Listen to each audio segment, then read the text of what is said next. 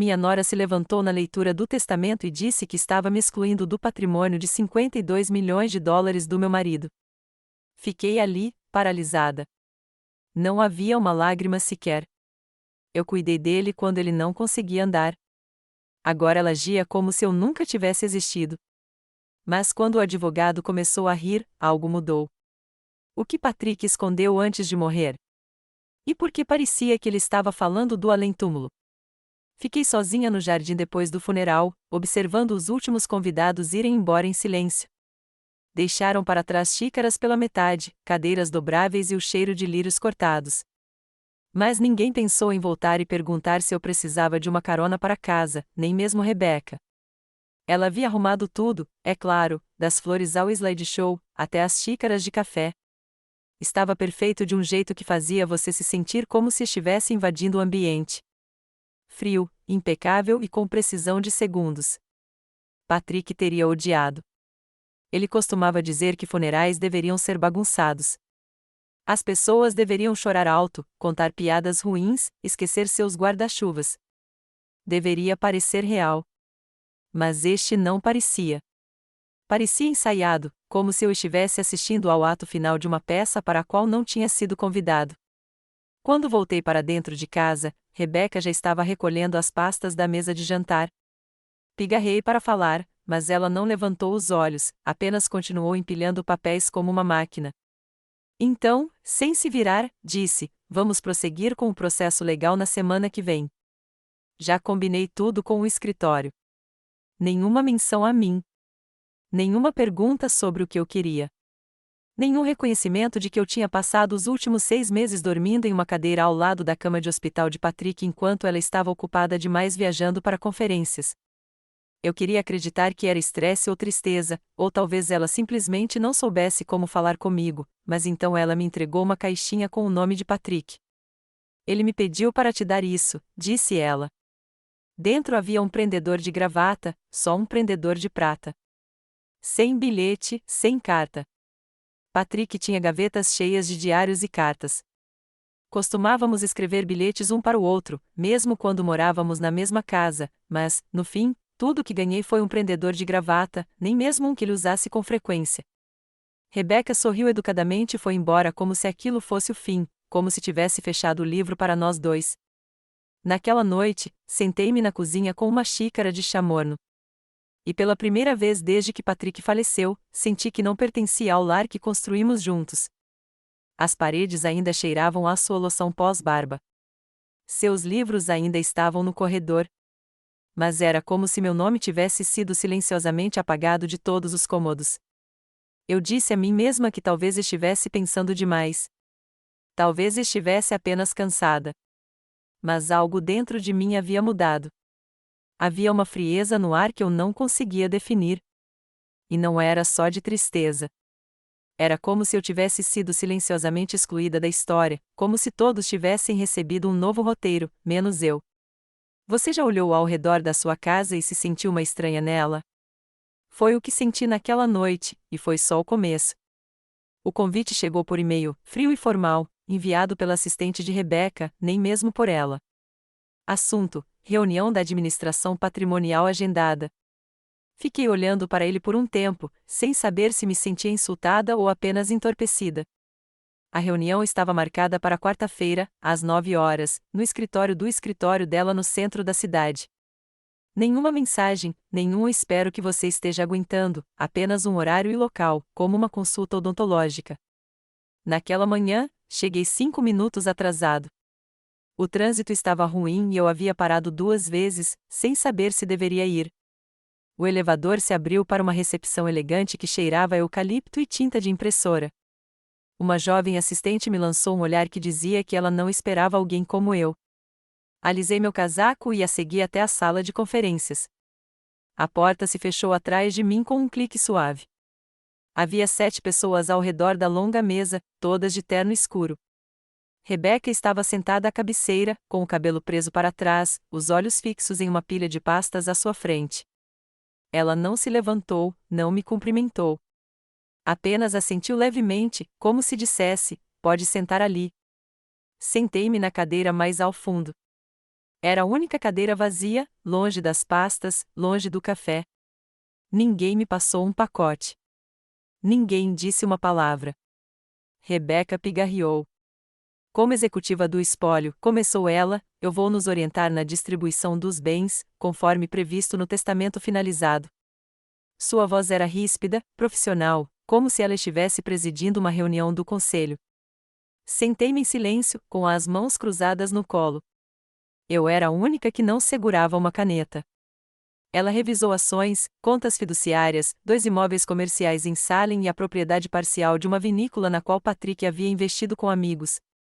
Então, anunciou que Patrick havia transferido o controle primário do fundo da família para ela 6 meses antes. Eu pisquei. Isso não era possível.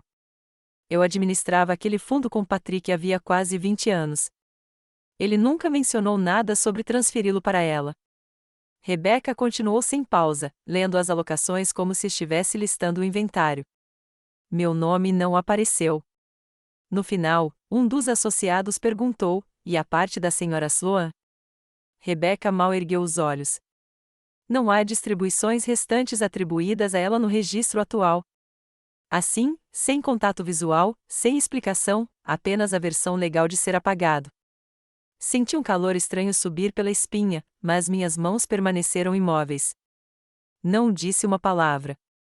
A sala ficou em silêncio por um segundo a mais, mas ninguém se pronunciou. A reunião continuou. Quando terminou, esperei que todos fossem embora. Rebeca arrumou a maleta lentamente, quase como se esperasse que eu dissesse alguma coisa, mas não disse. Levantei-me, ajeitei meu cachecol e saí sem olhar para trás. Lá embaixo, o ar frio batia em minhas bochechas. Eu não chorei. Nem me sentia triste ainda, apenas oca, como se tivesse visto uma versão da minha vida se dobrar em um documento e ser arquivada sob o nome de outra pessoa. Rebeca não se limitou a reivindicar o poder naquele cômodo. Ela reivindicou a narrativa, a casa, a história. Ela falou por cima do meu silêncio, e ninguém a questionou. Nenhuma vez.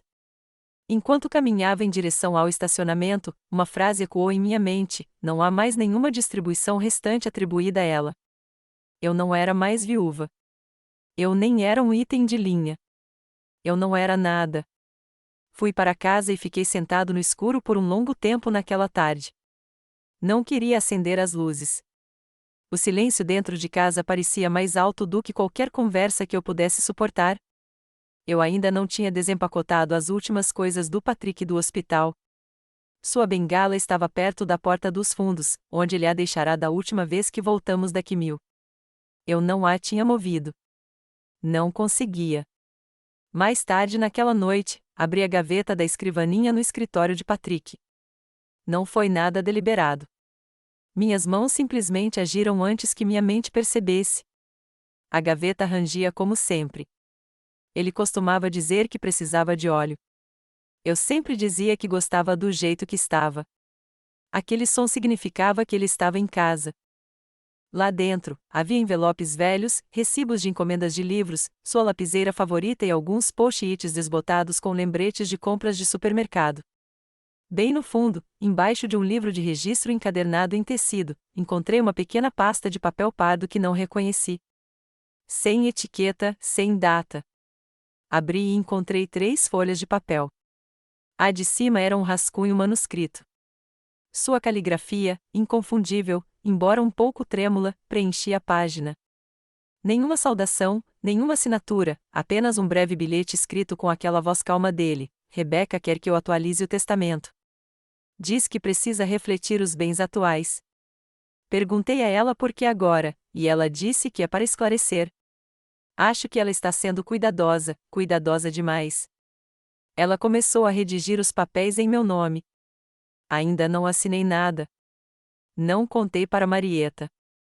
Sei que ela faria as perguntas que eu temo. Encarei o papel, meus olhos o percorreram repetidamente, procurando por algum outro significado. Mas a mensagem era clara. Ele tinha dúvidas. Não me dissera nada. Sentirá algo, mas permaneceu em silêncio. A segunda página era uma fotocópia do testamento mais recente que eu nunca tinha visto. Rebeca mostrará a versão assinada na reunião, mas esta era claramente diferente. Havia anotações nas margens, edições, correções, várias seções circuladas em caneta vermelha. Meu nome estava lá. A frase dizia: em caso de falecimento, deixo meus bens pessoais, incluindo ações da casa e contas designadas, para minha esposa, Marieta Sloan. Estava riscada. Escrita à mão na margem, havia uma nota: discuta com Rebeca. A terceira página era uma agenda digitada de compromissos e consultas jurídicas. 2 das datas eram de meses atrás, quando Patrick entrava e saía de tratamento. Eu não sabia que ele estava se encontrando com alguém. Eu estava com ele quase o tempo todo naquela época. O único momento em que ele ficava sozinho era quando Rebeca vinha assumir. A pasta era fina, mas pesava 1000 libras em minhas mãos. Coloquei as páginas delicadamente sobre a mesa e me inclinei para trás. O ventilador de teto girava acima de mim, lento e constante. Fechei os olhos, lembrando-me da última vez que Patrick e eu conversamos sobre o testamento. Foi durante o jantar, simples, calmo, como qualquer outra noite. Ele dissera: você não precisa se preocupar com nada, mãe. Eu já me certifiquei disso. Lembrei-me do jeito como ele estendeu a mão sobre a mesa e apertou meu pulso. Lembrei-me do jeito como seu polegar pressionou suavemente minha pele. Agora tudo o que eu senti era a marca fria de sua ausência. Não dormi naquela noite. Fiquei sentado no escritório, relendo as páginas até o céu lá fora mudar de preto para cinza claro. Observei a manhã tomar forma ao meu redor, um canto de cada vez. Ao amanhecer, eu sabia que não era apenas um erro. Não era um descuido administrativo. Era proposital. Rebeca tinha orquestrado algo, e Patrick pressentiu, talvez até tenha tentado impedir, mas era tarde demais. Coloquei as páginas de volta na pasta e a escondi debaixo de uma pilha de revistas antigas da National Geographic no armário do corredor. Eu ainda não sabia o que fazer. Não tinha um plano, mas sabia que não podia deixar isso passar. Na manhã seguinte, liguei para Daniel Cole. Não nos falávamos há anos, desde a festa de aposentadoria de Patrick. Daniel sempre fora firme, o tipo de homem que nunca levantava a voz, mas ainda assim enchia o ambiente. Patrick confiava nele. Eu também. Ele atendeu no segundo toque. Quando eu disse meu nome, ele hesitou um instante antes de responder. Sua voz era calma, mas eu conseguia perceber a surpresa por baixo. Ele concordou em me encontrar no dia seguinte. Ao desligar o telefone, fiquei perto da janela e olhei para o quintal. O vento puxava as últimas folhas de bordo, as mesmas árvores que Patrick havia plantado 30 anos antes. Ele disse que elas sobreviveriam a nós dois, e talvez sobrevivessem, mas eu não ia deixar o silêncio ser a última coisa que ele deixaria para trás. Não enquanto eu ainda tivesse fôlego. Daniel me encontrou em um café tranquilo na esquina da L Street. O lugar não havia mudado em anos. Ainda as mesmas cabines de madeira, canecas lascadas e o jazz suave zumbindo no alto. Ele se sentou na cadeira à minha frente, com o casaco ainda úmido da garoa da manhã, e assentiu discretamente. Não perdi tempo. Abri a pasta de papel pardo e a empurrei para o outro lado da mesa. Ele leu em silêncio, os lábios pressionados em uma linha fina. Quando chegou ao bilhete com a letra de Patrick, franziu a testa. Ele não falou nada de imediato. Apenas folheou as páginas, como se estivesse tentando costurar uma linha do tempo em sua cabeça. Fiquei imóvel, com as mãos em volta de uma xícara de chá morno. Observá-lo ler tornou tudo mais real, como se eu não tivesse imaginado as edições, as marcações vermelhas ou aquela linha que costumava levar meu nome, agora riscada em silêncio. Ele finalmente falou, não com pânico, nem com pena, apenas com uma firmeza silenciosa que me dizia que ele já tinha visto coisas assim antes. É mais do que suspeito, disse ele. É intencional. Ele tirou um bloco de notas do bolso do casaco e começou a fazer uma lista. Anotou datas na pasta, nomes de escritórios de advocacia que Rebeca havia mencionado e circulou um detalhe específico que eu não havia pensado. As assinaturas das testemunhas no testamento atualizado eram nomes que eu não reconhecia. Nenhuma delas jamais havia pisado em nossa casa. Patrick sempre preferiu usar pessoas que conhecia, um vizinho, um amigo do clube de golfe. O fato de Rebecca ter trazido testemunhas externas sem me avisar levantou mais do que alguns sinais de alerta. Concordamos em cavar em silêncio. Sem confronto. Ainda não. Daniel disse que começaríamos validando a última versão do testamento protocolada no condado. Ele solicitaria cópias autenticadas e as conferiria com as anotações que eu tinha. Enquanto isso, eu manteria todo o resto exatamente como estava. De volta a casa, abri o armário do corredor e guardei a pasta num cofre que usávamos para passaportes e documentos médicos. Então, sentei-me à antiga escrivaninha de Patrick e abri sua agenda. Rebecca já havia pegado a maioria dos pertences dele. Ela havia encaixotado seus livros, doado suas roupas e enviado seus tacos de golfe para um amigo. Mas a agenda ainda estava lá, uma simples agenda de couro com anotações rabiscadas a lápis. Foi aí que encontrei o nome Hal Givens. Estava escrito a lápis numa manhã de terça-feira, circulado 2 vezes. Reconheci vagamente o nome.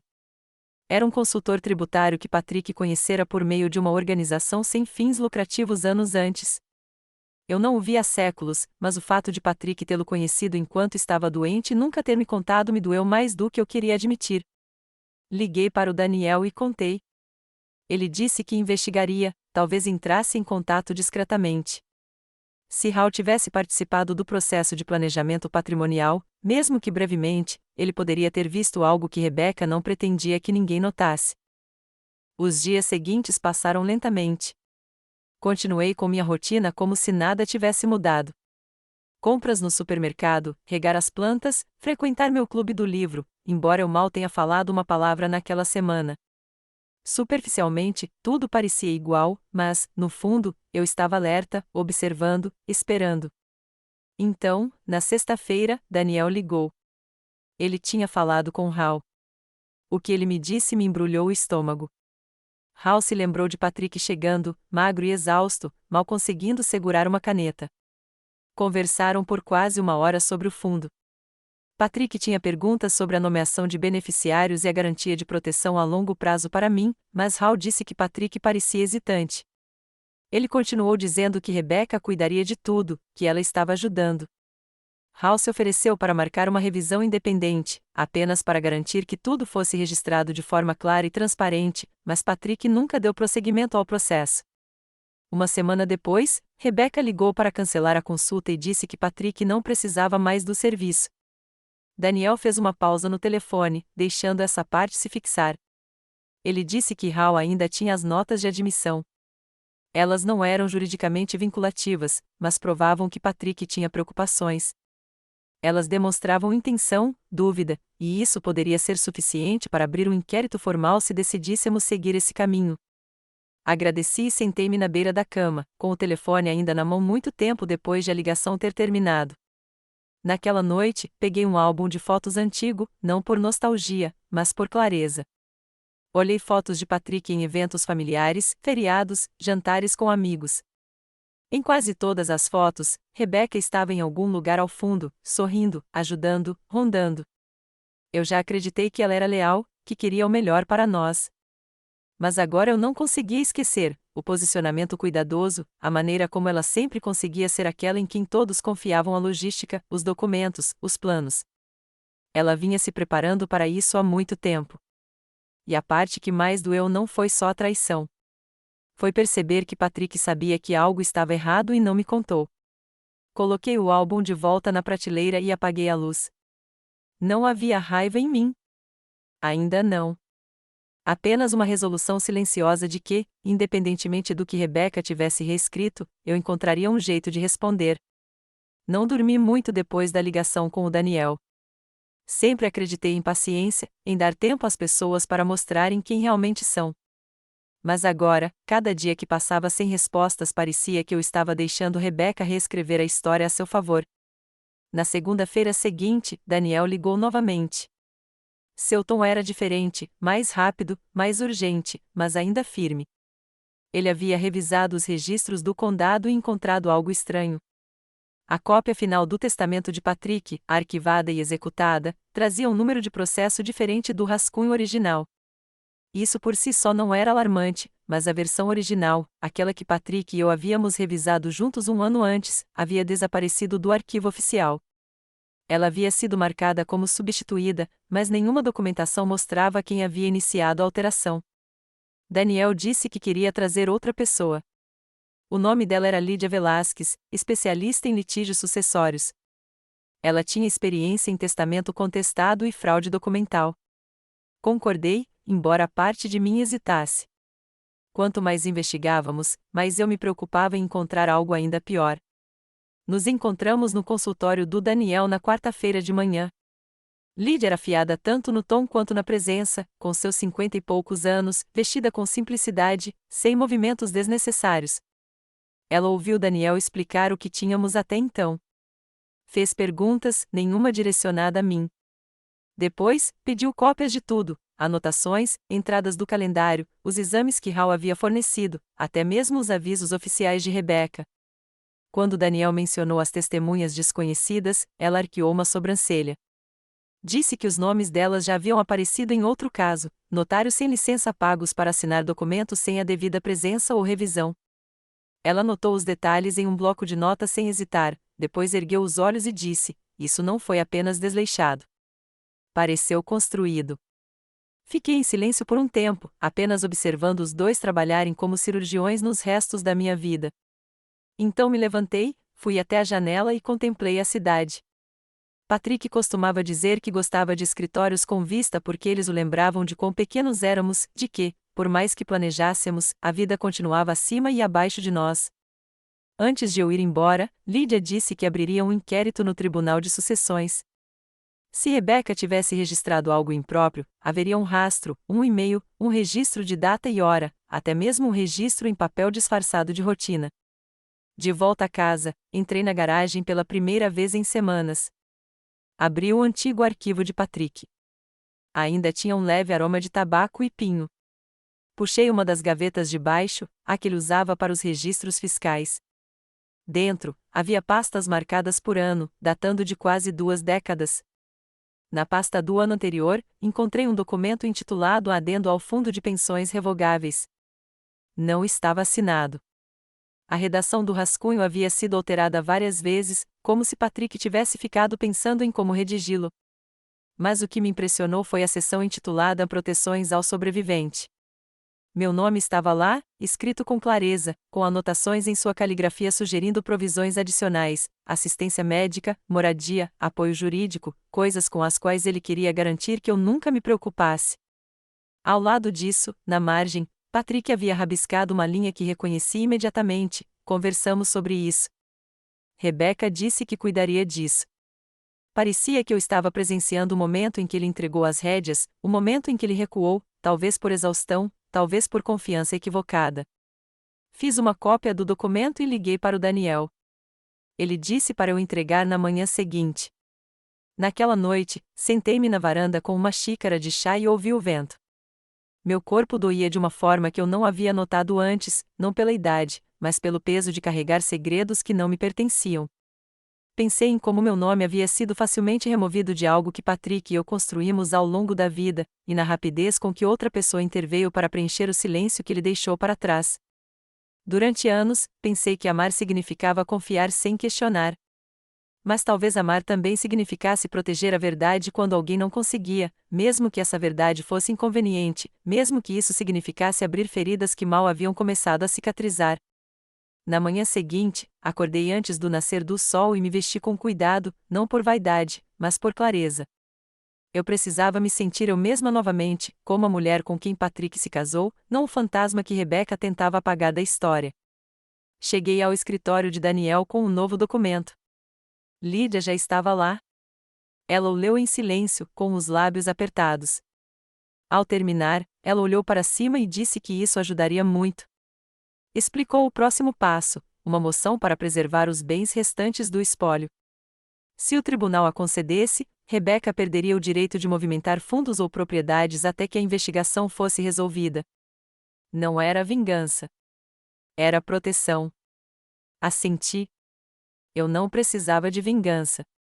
Precisava de espaço para respirar e da chance de me lembrar de Patrick, não como um homem que me deixou para trás, mas como alguém que tentou, e talvez tenha falhado, me proteger no final.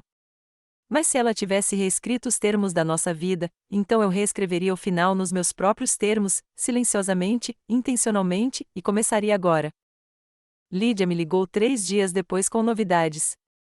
O pedido de congelamento do patrimônio havia sido aprovado. Era uma ordem temporária, mas significava que Rebeca não podia mais movimentar fundos ou transferir títulos de propriedade sem o conhecimento do tribunal. Não falei muito quando ela me contou. Apenas exalei e deixei o silêncio se instalar.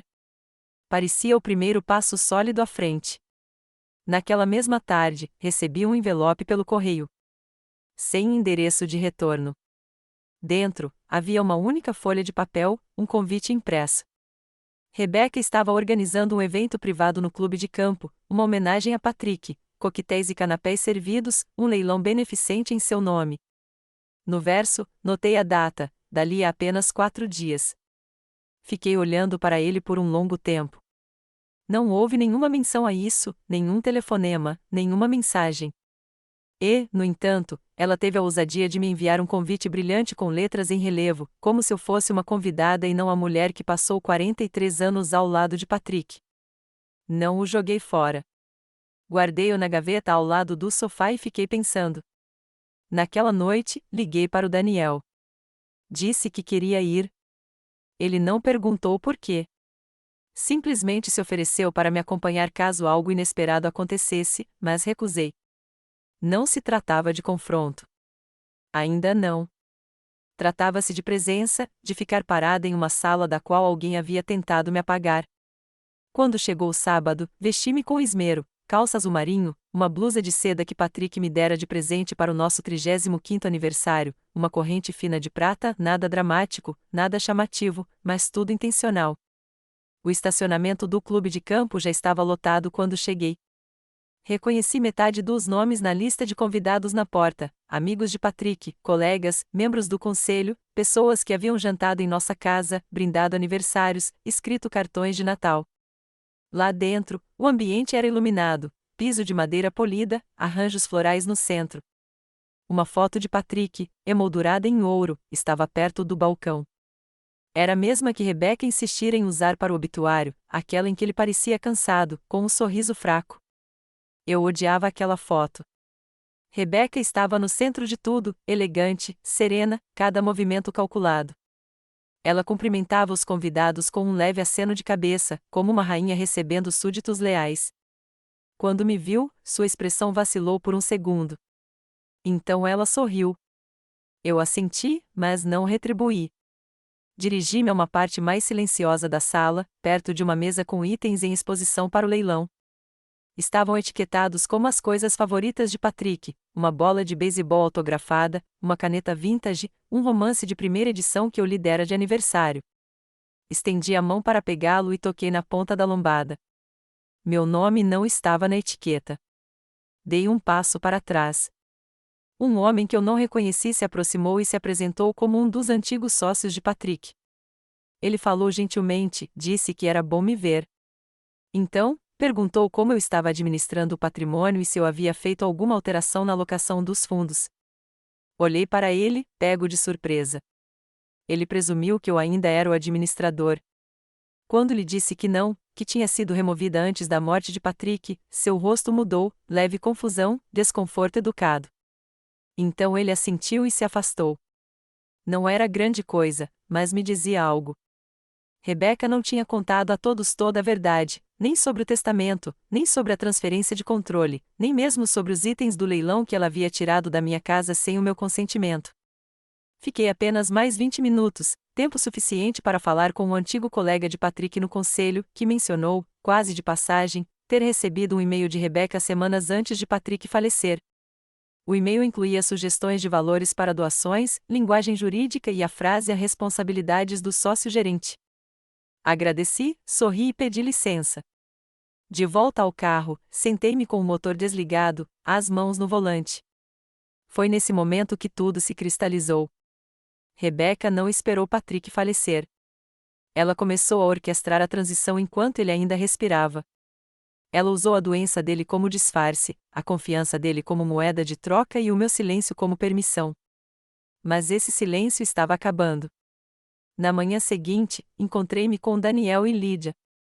Entreguei-lhes minhas anotações, tudo que eu havia reunido naquela noite, cada frase, cada inconsistência. Lídia recostou-se, pensativa. Aquilo era mais do que uma violação financeira. Agora, isso apontava para premeditação intencional e potencial coerção. Daniel concordou. Eles começariam a redigir uma moção para contestar o testamento, não apenas pela minha parte, mas pela integridade dos últimos desejos de Patrick. Saí do escritório deles e caminhei lentamente para casa, não porque estivesse cansada, mas porque precisava que cada passo me lembrasse de quem eu ainda era, a esposa, a testemunha, aquela que ficou de pé depois que os aplausos cessaram, e agora aquela finalmente pronta para falar. A segunda-feira seguinte começou com chuva fina, constante, incessante. Sentei-me à mesa da cozinha com meu café, observando as gotas baterem na janela como pequenos lembretes de que o mundo continua se movendo, mesmo quando tudo dentro de você está parado. Exatamente às 9h15, Daniel ligou. Ele disse que Lídia havia protocolado a petição para contestar o testamento sob a alegação formal de potencial fraude e influência indevida. O tribunal aceitou a petição e agendou uma audiência preliminar para dentro de 2 semanas. Seria breve, tempo suficiente para estabelecer os fundamentos, mas permitiria a descoberta. Isso significava que poderíamos começar a solicitar comunicações internas, registros financeiros e documentos digitais do escritório de Rebecca. Foi como abrir uma porta selada. Naquela tarde, encontrei Lídia em seu escritório.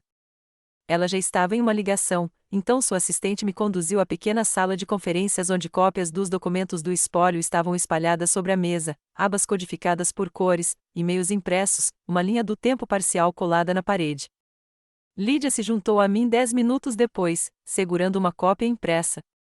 Era um e-mail que Rebecca havia enviado 6 semanas antes do falecimento de Patrick, marcado como confidencial. O assunto dizia: estrutura revisada, ações imediatas. O corpo da mensagem era curto, mas claro. Rebecca havia instruído sua equipe a agilizar a finalização dos documentos do fundo e remover todas as cláusulas que ela considerasse discricionárias. Meu nome foi mencionado uma vez, em uma frase curta: remova os privilégios de co-beneficiário conforme nossa discussão. Só isso. Toda a minha presença, minhas décadas ao lado de Patrick, reduzidas a um item na cadeia de e-mails de outra pessoa. Lídia não olhou para mim. Ela não precisava. Ela simplesmente perguntou se eu estava pronta para prosseguir com a audiência e o processo formal que se seguiria. Eu disse que sim sem hesitar. Os dias seguintes passaram em um borrão de papelada e determinação silenciosa. Evitei conversas desnecessárias. Mantive a cabeça baixa. Caminhava todas as noites pelo bairro, passando por casas que ainda guardavam guirlandas das férias de inverno. Nada parecia diferente por fora, mas eu sabia que não era bem assim. As traições mais perigosas nunca se anunciavam com sirenes. Chegavam suavemente, em e-mails, em tinta, no apagamento de um nome. Na quinta-feira, Lídia havia reunido documentação suficiente para começar a emitir intimações. Ela entrou com um pedido para obter acesso total às comunicações digitais de Patrick durante seus últimos 6 meses. Ela também apresentou um pedido para depor um dos advogados que havia trabalhado com Rebecca nos documentos contestados. Daniel revisou os arquivos e notou inconsistências em 2 carimbos de data e hora das assinaturas. Ambos haviam sido registrados em uma noite de domingo, quando o escritório deveria estar fechado. Quando li esse detalhe, minhas mãos ficaram imóveis. Patrick detestava trabalhar nos fins de semana e nunca assinava nada sem me pedir para revisar primeiro. Algo naquelas assinaturas me dizia tudo o que eu precisava saber. Dei permissão a Lídia para solicitar um perito forense em caligrafia. Compararíamos as assinaturas de Patrick, retiradas de seus arquivos médicos, com as assinaturas nos documentos revisados. Não seria definitivo, mas seria o suficiente para levantar sérias dúvidas. Sentei-me em silêncio naquela noite, não de luto, mas de clareza. Pela primeira vez em meses, senti o equilíbrio começando a mudar. Naquele fim de semana, dirigi até o cemitério. Estava tranquilo. O céu estava baixo e cinzento. A lápide de Patrick era simples, seu nome completo, as datas, uma breve linha abaixo: ele viveu com elegância. Ele partiu com amor. Fiquei ali por um bom tempo. Não falei com ele, não em voz alta, mas deixei o peso do momento se instalar. Agora eu sabia que ele havia confiado na pessoa errada e que havia deixado muita coisa por fazer. Mas eu não guardava mais rancor dele por isso. Eu havia passado muitas noites me perguntando o que ele estaria pensando perto do fim, me perguntando se ele havia tentado me proteger e falhado. Mas isso não importava mais, porque agora eu mesma protegeria a verdade. Quando voltei para casa, havia uma mensagem de Lídia, curta e direta. A advogada havia concordado em falar.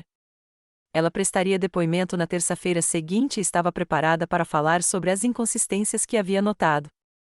Não tinha certeza do que tudo aquilo significava, mas havia notado.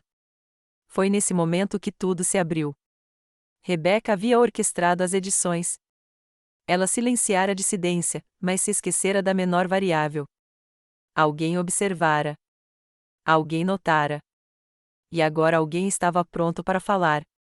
Ao apagar as luzes naquela noite, fiquei na porta por um momento a mais do que o habitual. O quarto ainda estava impecavelmente arrumado. A foto na cômoda, aquela de nós dois no Maine, rindo ao vento, ainda estava um pouco inclinada para a esquerda. E, pela primeira vez em semanas, não me senti um estranho em minha própria casa. Eu me senti como uma mulher retornando ao seu devido lugar. Não com raiva, mas com verdade. A manhã de terça-feira estava fresca e silenciosa quando cheguei ao escritório de Lídia. A cidade ainda não havia despertado completamente, e as calçadas ainda continham aquela neblina matinal que fazia tudo parecer silencioso, suspenso no tempo. Dentro da sala, as luzes já estavam acesas. Daniel estava lá, organizando uma pasta grossa de papéis. Lídia estava perto da janela, falando baixinho ao telefone. Sobre a mesa, havia um pequeno gravador de voz e uma xícara de chá que alguém havia preparado para a convidada que aguardávamos. Seu nome era Ava Kendall, com seus 30 e poucos anos, olhar aguçado, mas com uma espécie de inquietação nas mãos, como se ainda não tivesse descoberto onde colocar seu medo. Ela chegou pontualmente, vestindo um cardigan cinza e calça jeans escura. Sem maquiagem, sem joias, apenas uma determinação silenciosa. Lídia lhe ofereceu um assento e, em seguida, expôs os parâmetros do depoimento. Ava assentiu. Ela sabia que havia revisado os documentos. Ela havia guardado suas próprias cópias. Ela não estava ali para acusar ninguém diretamente. Ela só queria que a verdade fosse esclarecida. Ela começou com o cronograma. Rebeca havia apresentado para as revisões do espólio 6 semanas antes de suas ações finais. Ava disse que achou incomum que certos procedimentos padrão fossem ignorados. Normalmente, quando alguém da estatura de Patrick alterava um testamento ou fundo fiduciário, havia reuniões, sessões de revisão e reconhecimentos autenticados. Mas, neste caso, as coisas tinham acontecido rápido demais. Ava descreveu uma noite em que ficou até tarde no escritório. Ela voltou para pegar seu casaco e viu Rebeca e outra funcionária dentro da sala de conferências com uma pilha de formulários não assinados. Rebeca pediu que ela testemunhasse uma assinatura. Ela não tinha visto Patrick assinar diretamente. Quando ela pediu, Rebeca ignorou, disse que ele tinha acabado de sair, que era urgente, apenas testemunhar. Sem problema. Aquele momento ficou gravado na mente de Ava o suficiente para que ela o anotasse em sua agenda. Ela trouxe aquela página consigo. O bilhete era simples, domingo, 19h43. Assinatura testemunhada para R. Sem P presente. Lídia fez algumas perguntas gentis e esclarecedoras. Ava respondeu com compostura. Ela falou com clareza. Não estava amargurada. Não estava procurando confusão. Mas notou inconsistências. A data da assinatura não correspondia aos metadados do arquivo. A formatação do testamento foi alterada para remover as seções de referência que exigiriam minha contraassinatura como co-curador. Daniel e Lídia trocaram um olhar. Então Ava disse algo mais. Ela se lembrou de ter ouvido Rebeca em uma ligação em seu escritório, falando com alguém sobre a distribuição rápida de bens. A frase que ficou na cabeça dela foi a liquidar silenciosamente. Sem atrasos. Isso foi 2 dias antes de Patrick ser hospitalizado pela última vez. Quando Ava foi embora naquela noite, ela disse que sabia que algo estava errado. Mas Rebeca tinha poder, influência, e Ava tinha uma hipoteca, um filho, um emprego que não podia perder. Agora, ao ouvir o quanto tudo havia sido questionado, ela disse que não conseguia ficar em silêncio. Assinou sua declaração e a datou. Lídia agradeceu e Daniel a acompanhou até a saída. Quando a porta se fechou, Lídia sentou-se e colocou as duas mãos espalmadas sobre a mesa. Era a pausa que precisávamos. Ainda não era o suficiente para chamar de prova, mas tínhamos um registro temporal, uma testemunha em primeira mão, uma linguagem que sugeria manipulação, talvez até intenção preventiva, o suficiente para levar o caso a um juiz e solicitar um exame formal de toda a administração do fundo. Daniel recostou-se, respirando fundo. Foi a primeira vez que vi alívio em seu rosto, mas não o senti. Ainda não, porque eu sabia o que viria a seguir. Rebeca descobriria. E quando descobrisse, não entraria em pânico. Ela planejaria. 2 dias depois, tudo começou. Recebi uma carta do advogado dela, educada e fria. Acusavam-me de interferir numa transição de propriedade legal. Alegaram que eu estava motivado por tristeza, incompreensão e amargura pessoal. Ameaçaram processar-me se não retirasse a minha petição no prazo de 10 dias úteis. Li a carta 3 vezes antes de dobrá-la cuidadosamente e colocá-la ao lado do meu café da manhã. Então liguei para o Daniel. Ele perguntou se eu estava bem. Respondi que estava mais do que bem há anos. Eu só estava quieta. Mas silêncio não era sinônimo de rendição. Ele riu baixinho e disse que aquela era a melhor coisa que ouvirá a semana toda. Naquela tarde, Lídia apresentou nossa refutação completa. Em anexo, estavam as anotações de Ava, seu depoimento formal, comparações de metadados, rascunhos anteriores de Patrick e registros de calendário do sistema de segurança do escritório, mostrando que ele não havia entrado no prédio no fim de semana em que os novos documentos supostamente foram assinados. O pacote era pesado. Carregava peso, mas mais do que isso, carregava intenção. Não estávamos acusando por vingança. Estávamos resgatando uma verdade que havia sido soterrada sob a conveniência e o controle.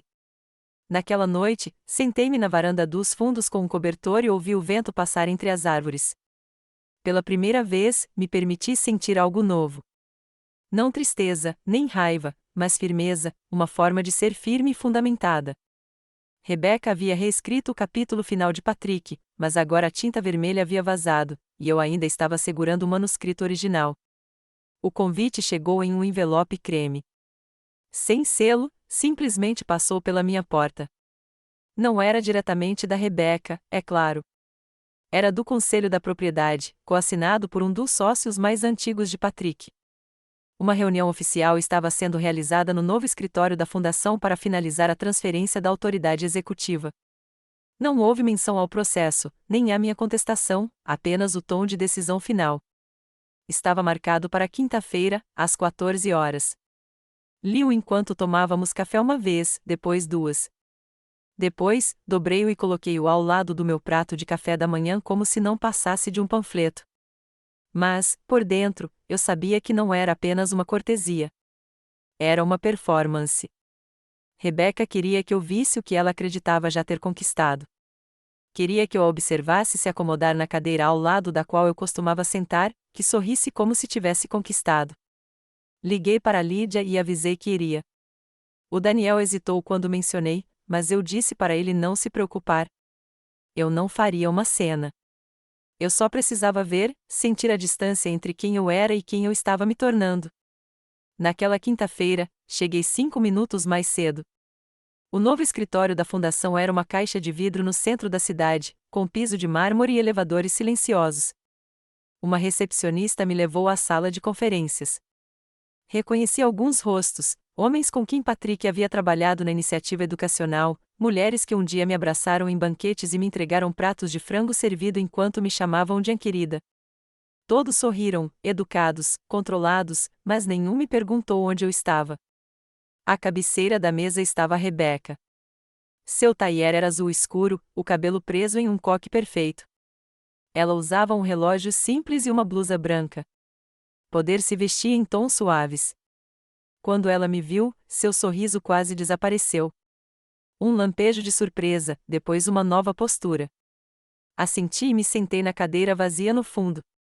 A reunião começou com gentilezas, uma revisão de doações recentes e anotações sobre iniciativas futuras. Ouvi em silêncio.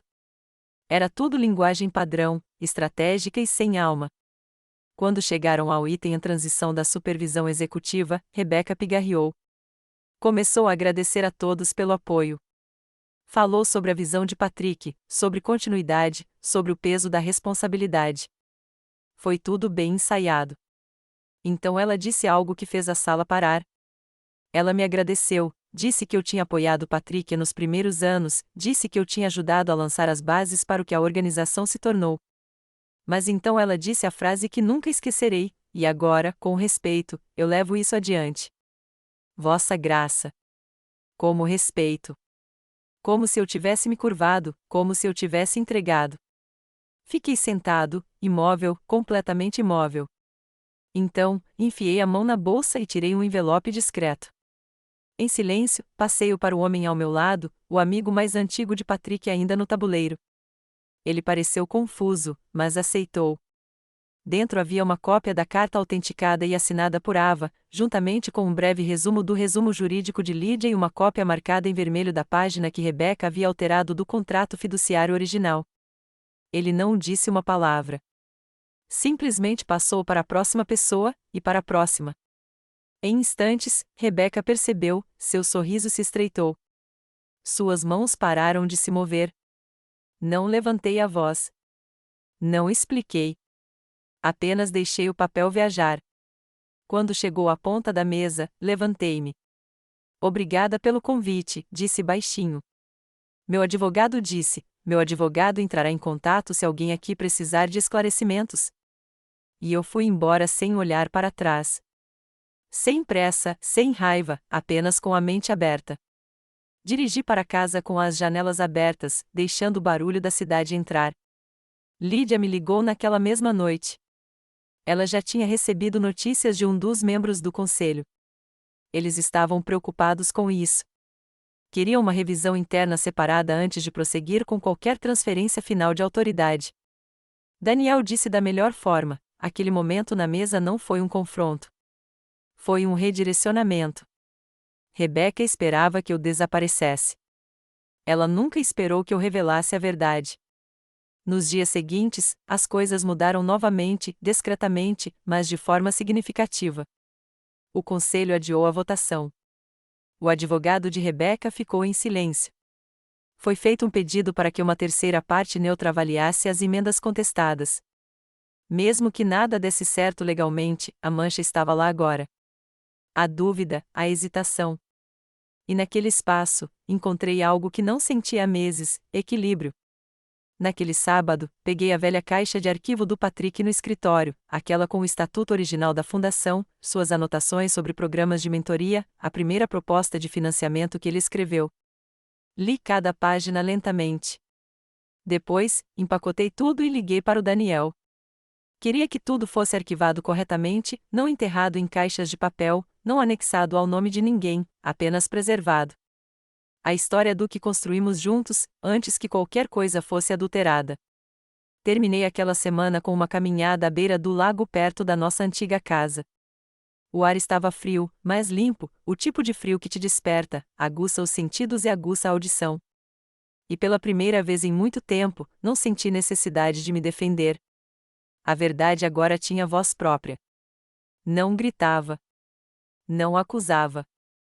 Simplesmente existia, inegável, impassível. E isso bastava. Os dias após a reunião do conselho foram estranhamente tranquilos.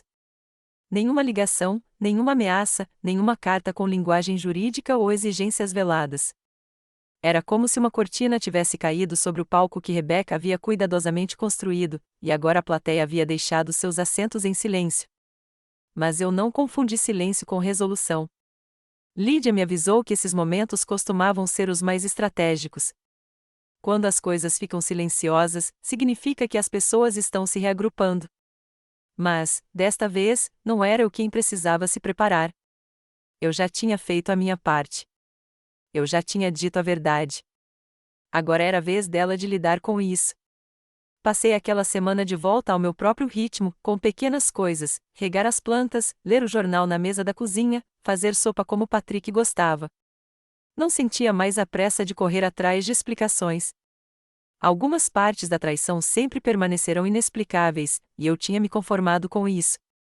Então chegou o domingo e Lídia ligou logo depois do meio-dia. Ela havia recebido um e-mail inesperado de uma fonte inesperada, a equipe jurídica de Rebeca. Não haveria mais contestações à investigação do fundo. Na verdade, Rebeca estava se retirando completamente de seu cargo de diretora executiva da fundação. Ela não admitiu nenhuma irregularidade, apenas fez uma declaração sobre a preservação da reputação da fundação e o respeito ao legado de Patrick. Não comemorei. Não queria ligar para ninguém. Simplesmente saí com meu casaco e deixei o ar frio, honesto e esclarecedor do inverno bater no meu rosto. Na terça-feira seguinte, a fundação divulgou um breve comunicado à imprensa confirmando a transição. Eles nomearam um comitê de supervisão temporário composto por membros mais antigos do conselho que haviam trabalhado diretamente com Patrick durante seus primeiros anos. Daniel me encaminhou uma cópia, juntamente com uma nota pessoal de um deles e uma cópia. Dizia apenas isto: você fez bem em proteger o que importava para você. Fiquei olhando para aquelas palavras por mais tempo do que esperava. Elas não eram chamativas, não curavam a dor, mas reconheciam algo mais profundo do que um pedido de desculpas. Naquela semana, Lídia e eu nos encontramos pessoalmente pela última vez. Ela havia preparado um resumo da situação do caso e dos próximos passos que poderíamos tomar caso eu quisesse prosseguir com a busca formal por indenização ou restituição. Ela expôs cada caminho com clareza, cada opção ponderada e organizada. Agradeci, mas disse que não. Eu não estava interessado em arrastar as coisas ainda mais. Não porque tivesse perdoado Rebeca, mas porque eu já havia conquistado o papel que mais importava para mim. Eu havia retirado meu nome de um documento que tentará apagá-lo. Eu havia sido reinserido em uma história que ajudei a construir. E, acima de tudo, eu havia me recusado a me tornar pequeno aos olhos da minha própria história. Naquela noite, sentei-me no meu escritório e abri uma gaveta que não tocava há anos. Não tinha aberto nada além de alguns bilhetes manuscritos de Patrick, algumas cartas, recibos de viagem antigos e uma lista de livros que ele nunca leu ou que tinha lido. Havia também um envelope lacrado que não reconheci, sem etiqueta, apenas deixado ali, escondido atrás de um velho livro-razão. Abri-o lentamente. Dentro havia uma cópia de um testamento anterior, datado de um ano antes da revisão que Rebeca havia apresentado. Nele, Patrick havia delineado desejos específicos sobre a fundação, sobre o fundo e sobre meu papel como co-curador vitalício. Havia páginas de anotações escritas nas margens, frases pessoais, menções de viagens que fizemos e conversas que tivemos sobre legado e equilíbrio. Meus olhos se encheram de lágrimas ao ler o último parágrafo. Ele havia escrito que, não importa o que acontecesse, ele sempre quis que os valores que construímos juntos permanecessem no cerne de tudo que a fundação tocava. Aquela família não se resumia ao significado de sobrenomes ou laços de sangue. Tratava-se de uma família unida, em silêncio, quando ninguém estava olhando. Ele havia assinado a caneta, sem testemunhas. Sem testemunhas, apenas intenção. Fiquei sentado com aquele papel até a sala escurecer. Na manhã seguinte, levei o documento para Daniel e pedi que o arquivasse. Não como prova, nem para qualquer tribunal, apenas para a história. Algumas semanas depois, voltei à fundação pela primeira vez desde a tragédia. O ambiente estava mais tranquilo, menos polido, menos intimidador. O novo comitê me recebeu calorosamente. Pediram orientação sobre um dos primeiros programas de bolsas de estudo de Patrick. Ofereci-me para revisar os arquivos e ajudar no que pudesse. Eles não me pediram para retornar em nenhuma função oficial, e eu não esperava que retornassem. Essa não era mais a questão. Eu não estava lá para ser nomeado ou... Eu estava lá apenas para testemunhar, para garantir que o que havíamos construído juntos não desaparecesse sob as edições de outra pessoa. Saí do escritório deles depois de 1 hora naquele dia, caminhando lentamente até o estacionamento. O sol de inverno estava se pondo no céu, projetando longas sombras na calçada. Parei ao lado do meu carro e olhei para o prédio de vidro que agora brilhava. Ele brilhava, mas não me intimidava mais. Era apenas um lugar, um receptáculo, e eu não precisava mais da sua aprovação. Naquela noite, acendi uma vela na cozinha e sentei-me perto da janela com uma xícara de chá. Pensei em tudo, em Patrick, em Ava e com sua coragem silenciosa e bravura, em Lydia e Daniel, que se apresentaram não apenas como profissionais, mas como pessoas que acreditavam na integridade. E pensei em mim mesma, não como a mulher que ficou sentada em silêncio durante aquela primeira leitura silenciosa do Testamento, mas como a mulher que havia retornado completamente agora, não para lutar, mas para ser vista, para recuperar seu lugar, para escrever o final da história com suas próprias mãos. Já fazia um mês desde a saída formal de Rebeca da fundação e, nesse período, o mundo ao meu redor se suavizou de maneiras que eu não esperava. Sem datas para julgamento ou audiências, advogados em espera, sem o peso de documentos e assinaturas aguardando revisão, comecei a viver de forma diferente. Minhas manhãs começavam mais devagar agora. Eu não pegava mais minha agenda antes de terminar o chá. Eu me sentava na varanda com o velho cobertor do Patrick sobre os joelhos, a luz do inverno se espalhando pelo piso de madeira, e deixava o silêncio me bastar. Percebi que aquela quietude não era a ausência de algo caótico. Era a recompensa por tê-lo enfrentado. Lydia veio uma tarde para entregar um último pacote. Agora, eram basicamente formalidades. Ela havia se encarregado de encerrar todas as investigações, registrar as declarações e garantir que meu papel no acordo original fosse reconhecido e arquivado em registro público. Estava feito. Não havia mais nada a contestar. Não conversamos muito naquele dia. Ela me deu um sorriso gentil, entregou o envelope e ficamos sentados juntos por alguns minutos sem dizer muita coisa. Então ela se levantou e apertou minha mão delicadamente antes de sair. Depois que ela saiu, coloquei a pasta na gaveta de cima da mesa do pai de Patrick, não trancada, mas colocada como se pertencesse ali, ao lado de suas anotações e suas convicções silenciosas. Naquele fim de semana, visitei o jardim atrás do meu centro comunitário que havíamos ajudado a financiar anos atrás. Ainda era inverno, sim, mas o jardineiro já havia plantado bulbos precoces, narcisos, íris e alguns açafrões esperando sob a geada. Mesmo agora, sob a geada, a vida se preparava para florescer. Caminhei pela beira do caminho, lembrando-me da cerimônia de inauguração, da maneira como Patrick segurou minha mão com força enquanto estávamos juntos na inauguração da placa. Ainda estava lá, um pouco desgastado pelo tempo, mas firme, assim como nós. Dizia, em homenagem àqueles que plantam para aqueles um futuro que talvez nunca vejam. Houve momentos nos últimos meses em que temi que o futuro que eu tinha perdido tivesse sido apagado. Mas não foi. Apenas havia sido enterrado sob o orgulho e a ambição. E agora? Agora estava descoberto novamente. Mais tarde naquela semana, recebi uma carta de um dos jovens acadêmicos que participaram da nossa primeira iniciativa educacional anos atrás. Ela tinha ouvido falar das mudanças na fundação.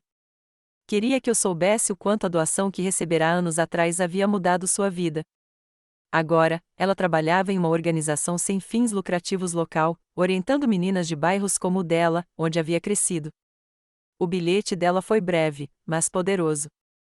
Ela não sabia de toda a história. Não precisava.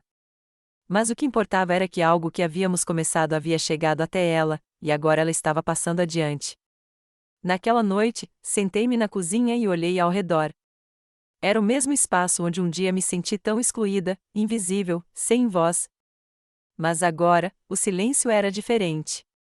Agora estava cheio de. Continha memória, clareza, paz. Eu não tinha destruído nem queimado nada. Simplesmente me recusei a desaparecer. A primavera chegou lentamente naquele ano. Os narcisos floresceram primeiro, seguidos pelo suave rubor das tulipas precoces que ladeavam a calçada em frente ao escritório da fundação. Eu não ia lá com frequência, apenas o suficiente para me sentir conectado, o suficiente para me lembrar. Mas, certa manhã, recebi um pequeno convite pelo correio, um envelope creme, com letras em relevo. Era para o nosso almoço anual de doadores, algo que nós, Patrick e eu, havíamos ajudado a organizar 2 décadas atrás, mas do qual não participávamos há anos.